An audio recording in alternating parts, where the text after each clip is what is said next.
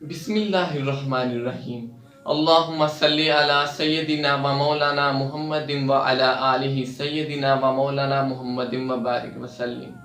अस्सलामु अलैकुम नाज़रीन, आज हमारी 13वीं फ़ज़ाइल अमाल की तालीम है।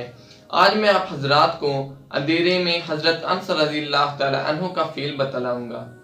नज़र रज़ियल्लाहु तआला अन्हु बिन अब्दुल्लाह कहते हैं कि हज़रत अनस रज़ियल्लाहु तआला अन्हु की ज़िंदगी में एक मरतबा दिन में अंधेरा छा गया। मैं हज़रत अनस रज़ियल्लाहु तआला अन्हु की खिदमत में हाजिर हुआ और अर्ज़ किया कि हुज़ूर सल्लल्लाहु अलैहि वसल्लम के ज़माने में भी इस किस्म की चीज़ें पेश आती थीं। उन्होंने फरमाया, खुदा की पनाह, हुज़ूर सल्लल्लाहु अलैहि वसल्लम के ज़माना में तो ज़रा सी हवा तेज़ हो जाती थी तो हम लोग क़यामत के आ जाने के खौफ से मस्जिदों में दौड़ जाते थे।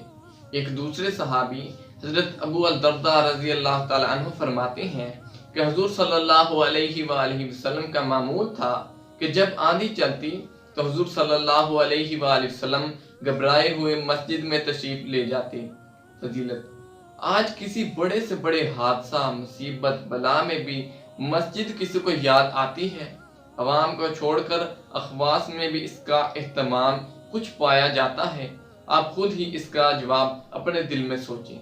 अल्लाह ताला हमें भी नबी करीम सल्लल्लाहु अलैहि वसल्लम के तरीका पर चलने की तौफीक अता फरमाए। अगर आपको ये वीडियो अच्छी लगे तो इसे लाइक करें, कमेंट करें और शेयर करें और हमारे यूट्यूब चैनल को सब्सक्राइब करें ताकि हर आने वाली वीडियो बर वक्त आप तक पहुँच सके। अल्लाह ताला आपको और हमारा हामी नासिर हो। अल्लाह हाफिज़।